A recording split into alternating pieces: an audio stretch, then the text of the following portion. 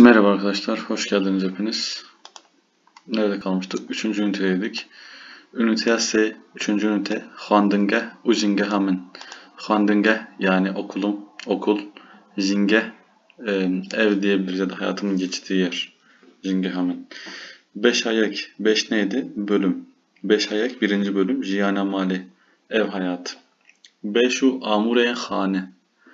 5 neydi? Bölüm ya da kısım da diyebiliriz. 5'u amuren hani. Amur neymiş bakalım? Alet. Amur neymiş? Alet. Yani evin kısımları ve evde bulunan aletler. Yek. Jurar unuştine. Jur çiye jur. Jur neymiş? Oda. Jurar unuştine. Yani oturma odası. Ev jurar unuştineye. Bu oturma odası. Em ve malbati de ver rudinin. Biz ailece burada oturuyoruz. De jurar unuştine de paldank sepe televizyon hene. Yani oturma odasında kanepe, baldan kanepe, sepe, sehpa ve televizyon varmış. Burada görüyoruz. Jura razane yani yatak odası. Ev jura razaneye. Bu yatak odası. Dema dbe şev emliver radizin. Akşam olunca biz burada uyuruz. De jura razanede nevin balge lehef hene. Yani neymiş? Yatak odasında nevin yani yatak, balge, yastık, lehef, battaniye, yorgan varmış. Jura zarokan, çocuk odası. Ev jura zarokane, zarok, bu çocuk odasıdır. Zarok lıve derediminin. Çocuklar burada kalıyor. Nerede? Şurada pardon. De jura zarokan de pelistok, refa pürtükan, u kompütür hene. Çocuk odasında pelistok, nedir pelistok? Oyuncak. Refa pürtükan yani kitaplık, kitap rafları. U kompütür yani bilgisayar hene var. Evet çar neymiş bu? Pejgeh. Pejgeh neymiş? Pejgeh mutfak. Ev pejgehe o mutfak. Em haruna hallever çeydekin dokun. Biz yemeklerimizi burada yapıyor ve yiyoruz. De pejgehe de sarınç buzdolabı. Frakşo bulaşık makinesi. U fırın hene. Mutfakta buzdolabı, buzdolabı, fırın ve bulaşık makinesi varmış. Devam edelim. Üniteye se Xandingeh u Jingeham'ın yani okulum ve evim. Yaşadığım yer. Destşok neymiş destşok? Lavabo. Ev destşoke o lavabodur. Emliver dest duruya xadduşum. Biz burada elimizi yüzümüzü yıkıyoruz. De destşoke de neynik? Pejgir. Pejgir neymiş? Havlu. Fırçaya dıranan, macuna dıranan hene. Yani lavaboda neydik? Ayna. Pejgir. Neydi pejgir? Havlu. Fırçaya dıranan yani diş fırçası. Macuna dıranan hene. Yani diş macunu var. Devam edelim. Serşok. Anlayacağınız gibi serşok neymiş? Banyo. Ev serşoke yani burası banyo. Emde de seriha düşün. Biz içinde başımızı yıkıyoruz. De serşoke de cilşok yani ne? Çamaşır makinesi, şampuan, löfük, uşımık hene. Yani banyoda çamaşır makinesi, şampuan, lif ve şımık dediği terlik varmış. Devam edelim. Daşır. Daşır neymiş? Tuvalet. Ev daşire bu tuvalet. Em pediviya haya tuvalete libertininci. Pedivinin ihtiyaç olduğunu yukarıdaki eski videolarımda söylemiştim. Em pediviya haya ya tuvalete libertininci. Biz tuvalet ihtiyacımızı burada gideriyoruz. Pişti derketin acı daşire em desten hadışon. Tuvaletten çıkınca biz ellerimizi yıkarız. Daşire'de sifon u kağıza daşire hene. Tuvalette sifon ve tuvalet kağıdı bulunur. Devam edelim. Neredeyiz? Heşt 8. Şaneşin balkon. Ev şaneşine yani burası balkon. Dema heva henik be emli verudunin. Hava güzel olduğunda, serin olduğunda biz o balkonda oturuyoruz. Lillerde roka temaşedik. Etrafı izliyoruz. De şaneşine de guldank yani çiçeklik. Bıkheri şömine.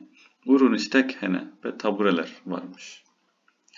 Devam edelim. Üniteye se Xandingeh u Jingeham'ın yani okulum ve hayatım. Yaşadığım yer. Calak yayek birinci etkinlik. Bakalım birinci etkinlik neymiş? Ligor agahiyên jorîn hevok û peyvan hevyek bikin. Yukarıdaki bilgilere göre bu kelimelerle cümleleri birleştirin. Mesela bakalım nasıl bir birleştirme var. Zarok lve jure dimênin. Yani çocuklar bu bölümde kalıyor. Hangisi olabilir sizce? Jura runuştine oturma odası. Şaneşin balkon. Daşir tuvalet. Jura zarokan. Evet, çocuk odası. Doğru. Em bi malbati li vir rudinin. Biz ailece burada oturuyoruz. Nerede oturuyoruz? Tabii ki Jura runuştine, yani oturma odasında. Dema heva henik be em li vir rudinin. Hava güzel olduğu zaman nerede oturuyoruz? Şaneşin, yani balkon.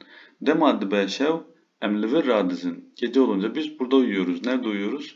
Jura razane, yatak odası. Em li vir desturi evha dişon. Biz burada elimizi, yüzümüzü yıkıyormuşuz. Neresi? Dest şok, yani lavabo.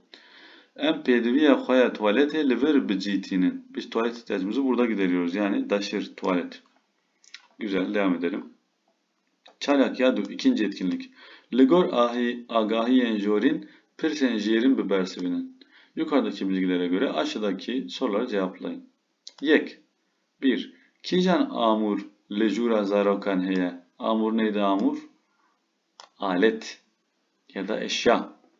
Kîjan amûr hangi eşya li jûra zarokan? Jûr neydi? O da çocuk odasında bulunur.